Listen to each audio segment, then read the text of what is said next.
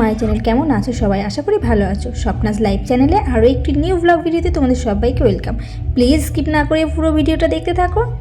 ভিডিওটি ছিল হচ্ছে আমার হোলির দিনের ভিডিও। এবার তোমাদের প্রশ্ন থাকতে পারে যে হোলির ভিডিও এত লেটে। হ্যাঁ, কেন কি এই তো সবে হোলি গেল, এবার হোলির রেস্টটা তো কাটাতে একটু টাইম লাগবেই, তারপরে ভিডিও এডিট করা, ভয়েস দেওয়া, সেটা তো আর চারটিখানি কথা নয়, তাই না? যাই হোক, আমি শুধু বলবোই না, আমি দেখাবো সাথে সাথে যে হোলির দিন আমার কেমন কাটলো, কীভাবে কাটলো। তো এখন আপাতত দেখতে পাচ্ছ যে আমি ময়দা মাখছি, আর ময়দা মাখছি আমাদের বাড়ির গোপালের জন্য।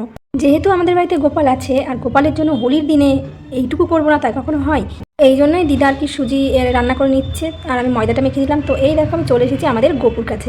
এখানে আমাদের 3টে গপু আছে, একটা আমাদের, একটা আমার দিদা, আর একটা আমাদের বাড়িতে বেড়াতে এসেছে একটা গপু।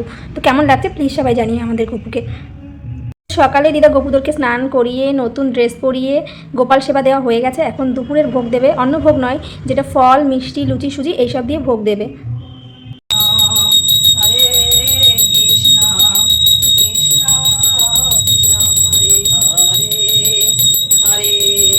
তো সব কিছু দিয়ে দিদা এখানে পুজো দিচ্ছে, তোমরা দেখতেই পাচ্ছ। আমি সাইডে বসেছিলাম, আমি সাইডে বসে দেখো গোপালদের জন্য আর কি দোলনাটা সাজাচ্ছিলাম, পুরো ফুলের বিছানা করেছিলাম ওখানে আর কি, পিচকারি দিয়ে তারপর রং দিয়ে সব কিছু দিয়ে আর কি সাজাচ্ছিলাম দোলনাটা, যাতে ওরা ওখানে বসে দুলতে দুলতে হোলি খেলতে পারে। এই জন্য ওটাই আমি সাজাচ্ছিলাম বসে বসে।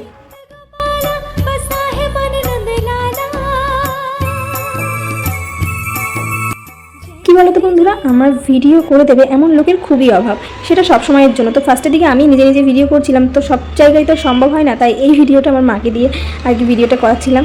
জানি না কেমন কি হয়েছে, তো যাই হোক ধরে তো দিয়েছে ক্যামেরাটা না। এরপর দেখো আমার দিদা আর কি গোপালের পায়ে আবির ছোঁয়াচ্ছে। তো গোপালের পায়ে আবির ছুঁয়ে তারপরে আবির খেলার নিয়ম, এটাই করতে হয়।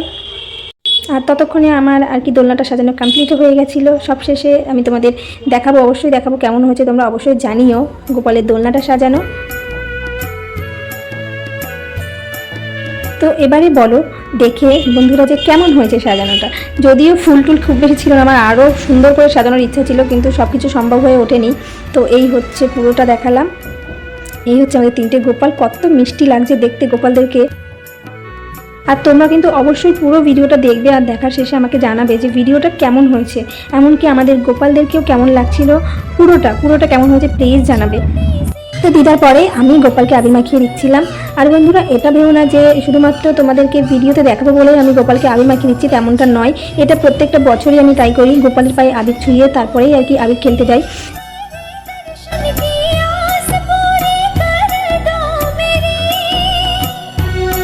এবারে হোলিটা আমি আমার গোপালদের সাথেই কাটিয়েছি, তেমন কারোর সাথে আমি হোলিটা খেলিনি। হ্যাঁ, গত বছর আমি হোলিটা আমি গোপালদের সাথে কাটিয়ে তারপর বাইরে গেছিলাম, তো এবারে আর সেটা হয়ে ওঠেনি।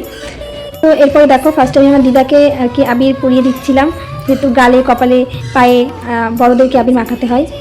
তাই ফার্স্ট সামনে আমার দিদাই ছিল, তাই দিদাকে আবির মাখিয়ে দিলাম, তারপরে আমার মাকে, তারপরে আমার বাবুকে, আমার দাদু আসলো দাদুকে দিলাম। তো পরপর তোমরা সবটাই দেখতে পারবে, তোমরা শুধু দেখতে থাকো।